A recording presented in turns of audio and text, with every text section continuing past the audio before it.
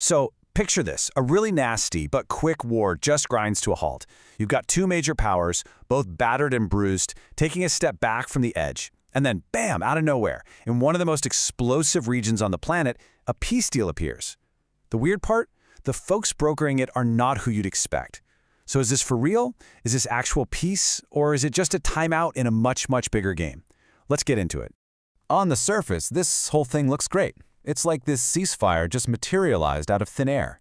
You're seeing handshakes, the markets are happy. It's a world away from the chaos and destruction of last year.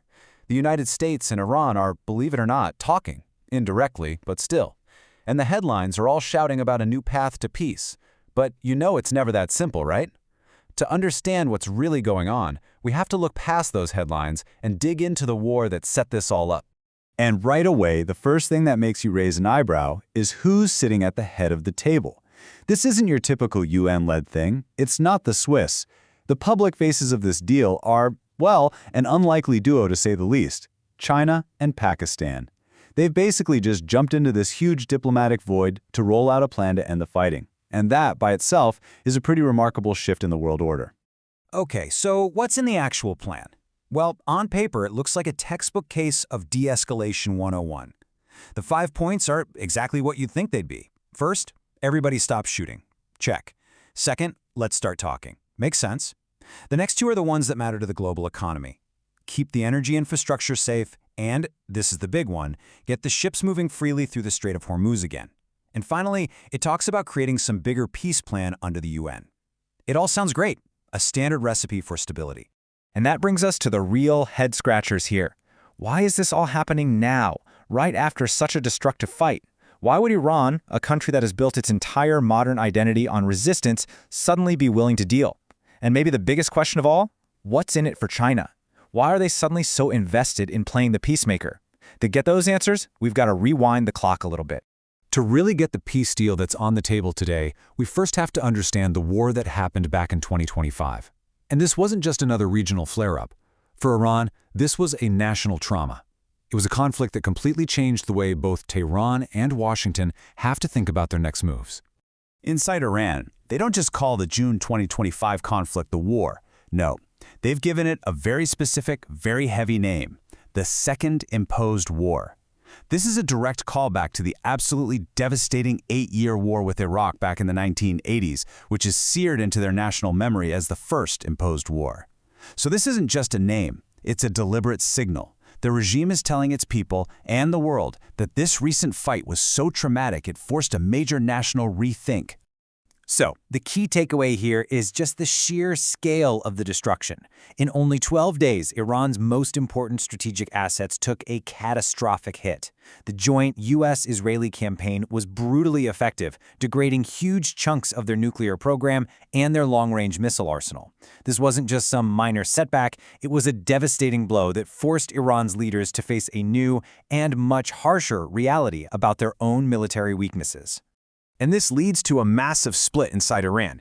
Publicly, the regime is pushing this narrative of victory. They're saying, hey, we took on both the US and Israel and we're still here. That's a win. It's this idea of victory through not being totally defeated. But behind closed doors, a totally different, much more intense debate is going on. A more pragmatic group is calling for a complete paradigm shift. They're pushing for an Iran-first strategy, saying, forget these expensive regional conflicts. Our economy at home is in shambles. This is the group pushing to get back to negotiations, to try and fix relations with the West because they see it as the only way for the country to survive. Okay, now let's talk about the most complicated piece on this chessboard: China. Because while they're publicly presenting themselves as this neutral third party, this peacemaker, their actions tell a much, much more complex story. So, is Beijing really interested in peace, or is it just using this whole peace process to push its own strategic goals, probably at America's expense?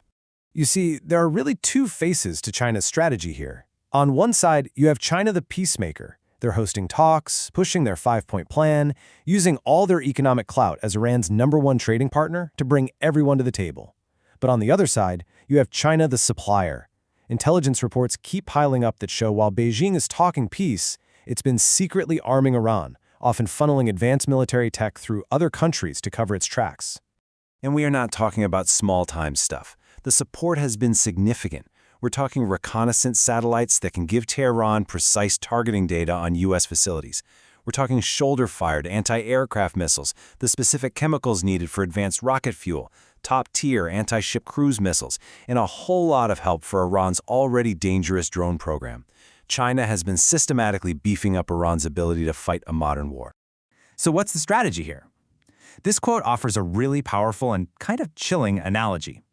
The thinking is that China is deliberately pouring fuel on the fire to get the U.S. to use up its own expensive, high-tech missiles. It's a strategy of attrition. It's the exact same playbook the CIA used in the 80s in Afghanistan, giving Stinger missiles to the Mujahideen to bleed the Soviet Union dry. China might just be using Iran to do the same thing to the Pentagon. And this strategy of attrition leads us right to a huge vulnerability for the United States that this short war dragged into the light. Because while the U.S. military dished out a ton of damage, it also paid a very steep and mostly hidden price. And that price really comes down to one stark number: 50%. According to military analysts, after just 1 month of fighting a regional power like Iran, the U.S. burned through nearly half of its stockpile of certain crucial defensive missiles. Just think about that for a second. A short, regional war cut a superpower's most critical defense inventory in half. This chart really just shows you the shock to the system. That's not a small dip, that's a cliff. And what it creates is a massive short-term risk. If another major conflict were to pop up in the next few years, especially against someone like China itself, the U.S. could face a serious shortage of ammo. And the irony here is just incredible. The very country acting as the peacemaker is the one that has benefited strategically from the U.S. running low on weapons. So you have to ask yourself, how could this possibly happen? The U.S. has a defense budget of nearly $1 trillion. How do you run low on ammo? This quote from retired Army Major Harrison Mann points a finger at the problem. He says it's not a lack of money, it's that our priorities are all wrong. We spend these massive sums on big, shiny, next-generation projects, but we forget to buy the essentials, the less glamorous stuff you actually need to sustain a fight. It basically turns the budget into a slush fund for defense contractors. With both Iran and the U.S. in these vulnerable spots, the role of the mediators becomes that much more important. And while China's playing its double game, Pakistan has really stepped up as the intermediary that both sides seem to trust.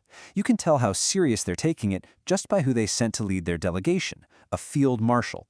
That's the highest possible rank in the Pakistan Army, like a 5-star general. You don't send an officer of that seniority unless the situation is incredibly grave, and it shows just how critical Pakistan's role is here.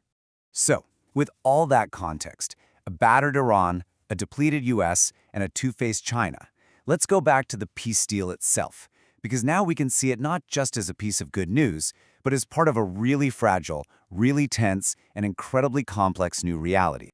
The immediate reaction, of course, was just relief. The global markets, which were terrified of a long war shutting down the Strait of Hormuz, absolutely celebrated the news. The S&P 500 jumped 2.5% that day. But as we've just seen, that surface-level stability is resting on a really, really shaky foundation. So let's just quickly run through that chain of events again. The war in June 2025 weakens both sides. By September, Iran makes that stunning admission that its nuclear material is buried under rubble, which really paves the way for talks. Fast forward to March 2026, and the China-Pakistan peace plan drops.